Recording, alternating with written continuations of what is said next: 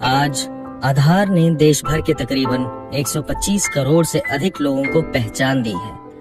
UIDAI अब बच्चों, विशेष रूप से 0 से 5 वर्ष के शिशुओं के आधार नामांकन पर जोर दे रहा है। इसको ध्यान में रखते हुए UIDAI ने 0 से 5 वर्ष की आयु वर्ग के बच्चों में नामांकन के लिए विशेष रूप से उपयोग किए जाने के लिए एक एंड्रॉइड टैबलेट आधारित एप्लीकेशन तैयार किया है, जिसे कहा जाता है child enrolment light client CELC। आज अभिभावकों को अपने बच्चों के आधार नामांकन के लिए लंबी कतारों में नहीं लगना पड़ता।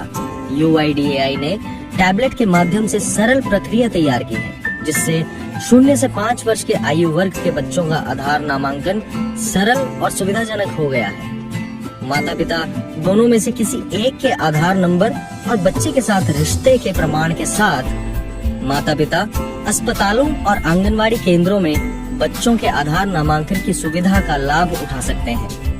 0 से 5 वर्ष के आयु वर्ग के बच्चों के बायोमेट्रिक्स यानी फिंगरप्रिंट्स और आइरिस कैप्चर नहीं किए जाते।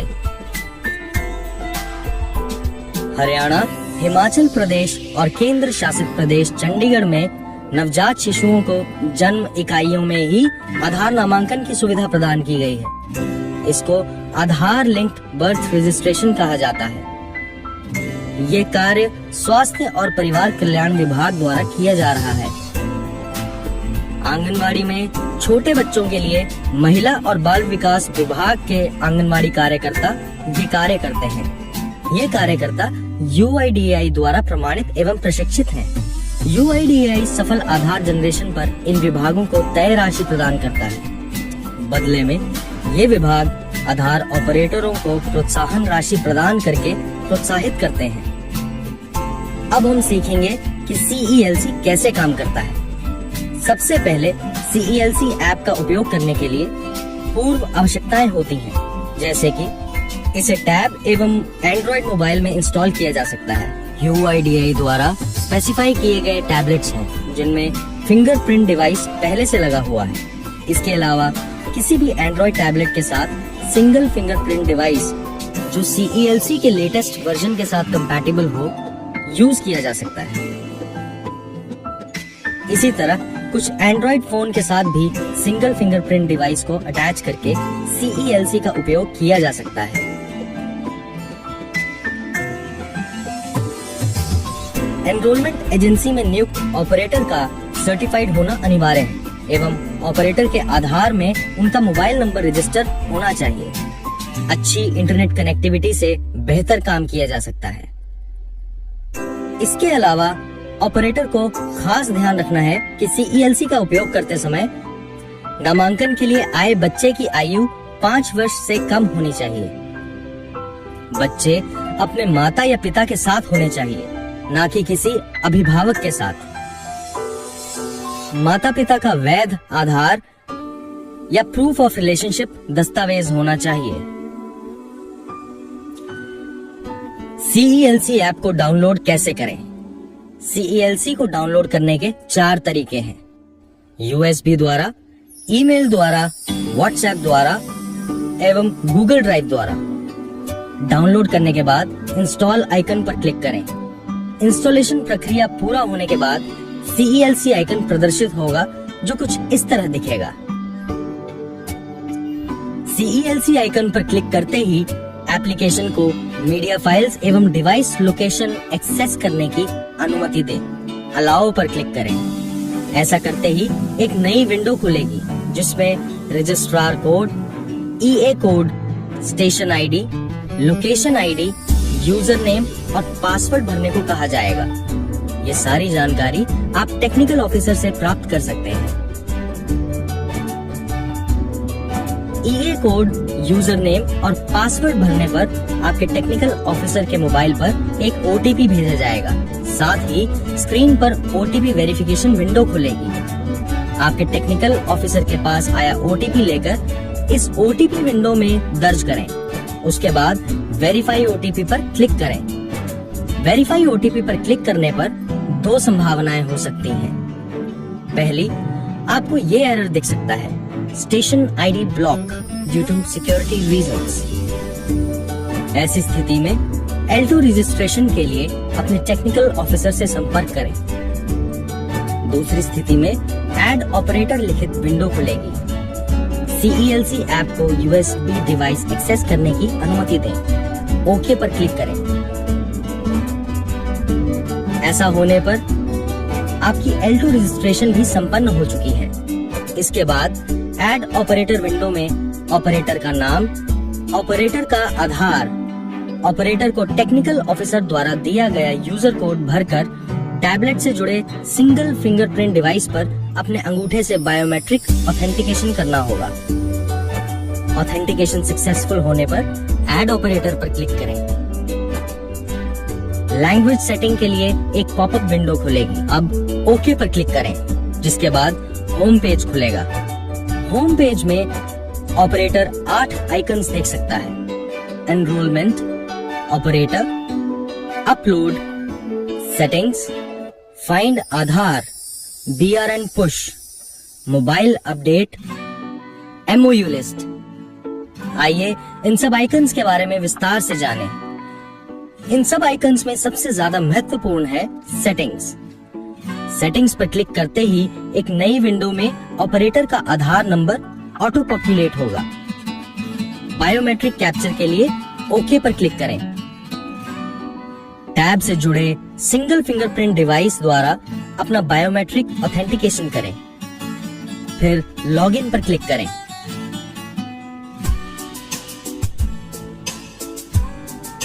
सबसे पहले सेटिंग्स पर क्लिक करिए, जहां पर आप लैंग्वेज सेटिंग्स कर सकते हैं। इसके लिए लैंग्वेज सेटिंग्स पर क्लिक करें और यदि आप केवल अंग्रेजी में नामांकन करना चाहते हैं तो ट्रांसलेशन सेटिंग को ऑफ मोड में सेट करें। इसके बाद होम पेज दिखाई देगा।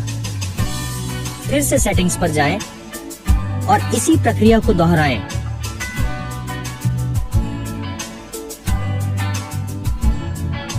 इसके बाद स्क्रीन पर दिख रहे ऑपरेटर सिंक आइकन पर क्लिक करें। इसके द्वारा UIDAI डाटाबेस के साथ ऑपरेटर सेंटर की डिटेल्स सिंक होती हैं। इसलिए प्रतिदिन एक बार ऑपरेटर सिंक करना अनिवार्य है।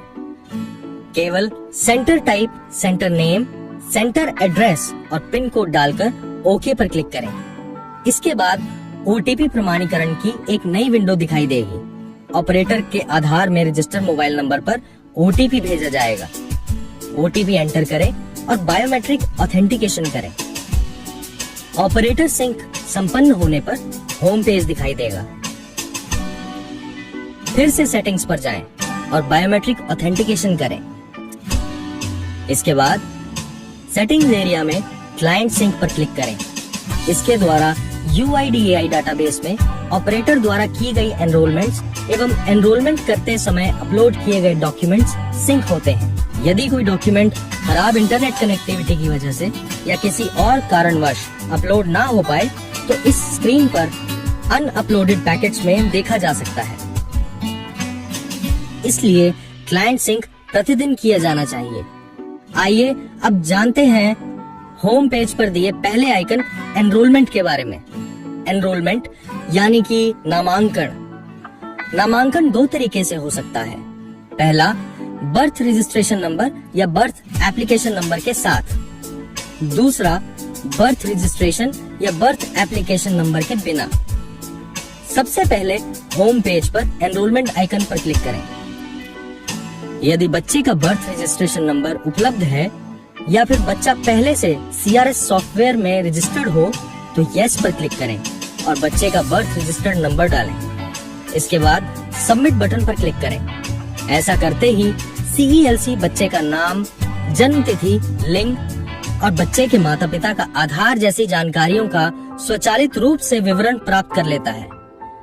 माता पिता का मोबाइल नंबर दर्ज करें।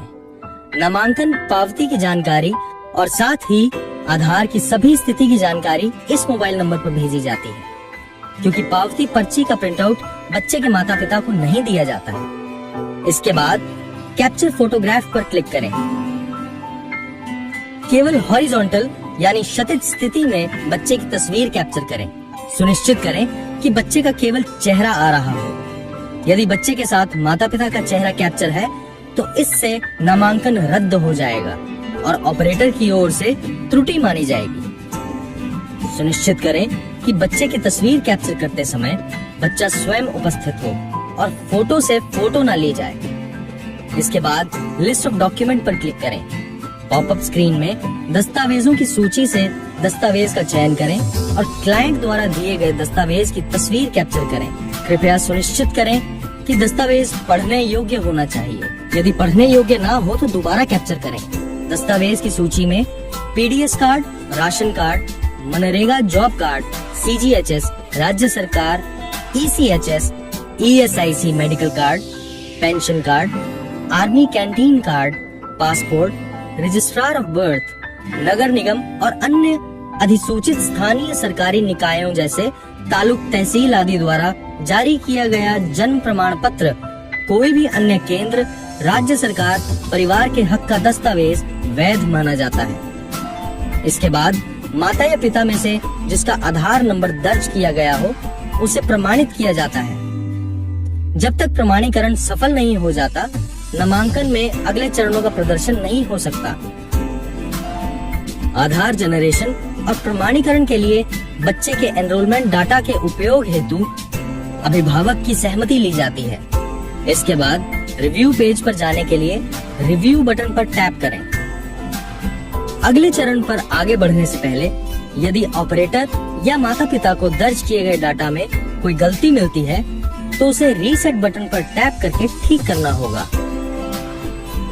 ऑपरेटर को एनरोलमेंट साइन ऑफ करने के लिए बायोमेट्रिक ऑथेंटिकेशन करना पड़ेगा। सफल ऑथेंटिकेशन के बाद नामांकन पूरा करने के लिए पूर्ण नामांकन बटन पर क्लिक करें। नामांकन सफलतापूर्वक पूरा होने के बाद डाटा स्वचालित रूप से UIDAI डाटाबेस में स्थानांतरित हो जाता है। किंतु यदि खराब इंटरनेट कनेक्टिविटी जैसे कारणों से डाटा अपलोड ना हो पाए तो ऑपरेटर को होम पेज पर दिए अपलोड फंक्शन का उपयोग करके इसे अच्छी इंटरनेट कनेक्टिविटी या सिग्नल जोन में जाकर दोबारा अपलोड करना होगा। आधार की स्थिति बच्चे के नामांकन के समय दिए गए मोबाइल नंबर पर दी जाएगी। आइए अब बात करते हैं बर्थ रजिस्ट्रेशन नंबर के बिना नामांकन कैसे किया जा सकता है।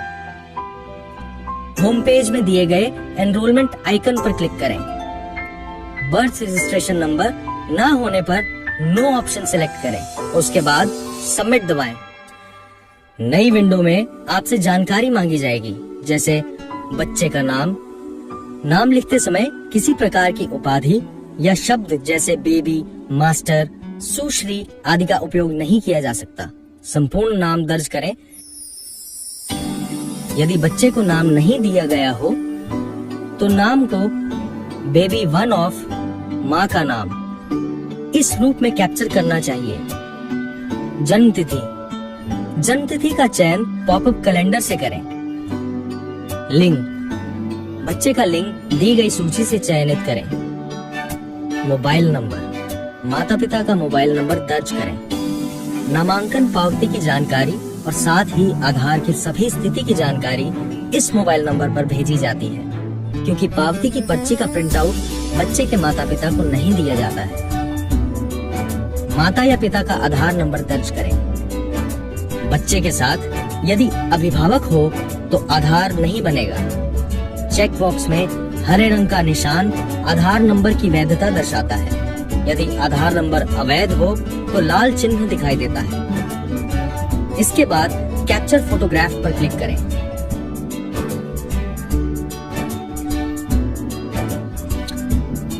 केवल हॉरिजॉन्टल यानी क्षैतिज स्थिति में बच्चे की तस्वीर कैप्चर करें। सुनिश्चित करें कि बच्चे का केवल चेहरा आ रहा हो। यदि बच्चे के साथ माता पिता का चेहरा कैप्चर है तो इससे नामांकन रद्द हो जाएगा और ऑपरेटर की ओर से त्रुटि मानी जाएगी। सुनिश्चित करें कि बच्चे की तस्वीर कैप्चर करते समय बच्चा स्वयं उपस्थित हो और फोटो की फोटो ना ली जाए। इसके बाद लिस्ट ऑफ डॉक्यूमेंट पर क्लिक करें। पॉपअप स्क्रीन में दस्तावेजों की सूची से दस्तावेज का चयन करें और क्लाइंट द्वारा दिए गए दस्तावेज की तस्वीर कैप्चर करें। कृपया सुनिश्चित करें कि दस्तावेज पढ़ने योग्य होना चाहिए। दस्तावेज की सूची में पीडीएस कार्ड, राशन कार्ड, मनरेगा जॉब कार्ड, सीजीएचएस, राज्य सरकार, ECHS, ESIC medical card, pension card, army canteen card, passport, registrar of birth, नगर निगम और अन्य अधिसूचित स्थानीय संस्कारी निकायों जैसे तालुक, तहसील आदि द्वारा जारी किया गया जन्म प्रमाण पत्र, कोई भी अन्य केंद्र, राज्य सरकार, परिवार के हक का दस्तावेज वैध माना जाता है। इसके बाद माता या पिता में से जिसका आधार नंबर दर्ज किया गया हो उसे प्रमाणित किया जाता है। जब तक प्रमाणीकरण सफल नहीं हो जाता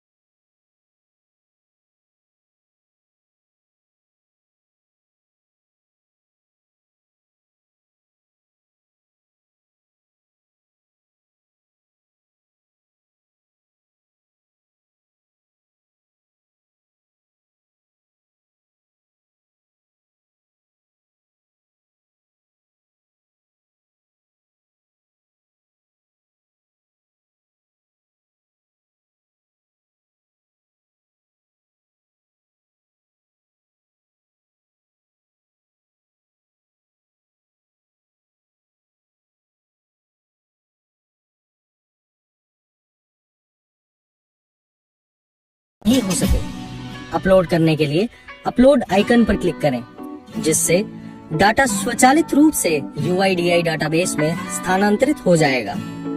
लंबित पैकेट के सफल अपलोड के बाद फोल्डर खाली हो जाएगा। आप सेटिंग आइकन में जाकर नामांकन रिपोर्ट पर टैप करके जांच कर सकते हैं। इसके अलावा होम पेज पर PRN पुश आइकन पर क्लिक करें। ये सेक्शन वो नामांकन की सूची दिखाता है जो नामांकन के समय RGI सर्वर पर अपलोड नहीं किया गया है।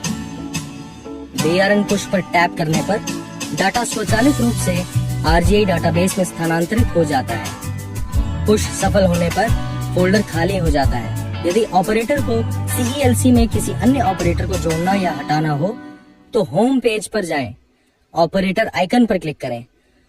महत्वपूर्ण है कि ऑपरेटर का मोबाइल नंबर आधार से जुड़ा हुआ हो। आइए कुछ जरूरी बातों को दोहरा लें।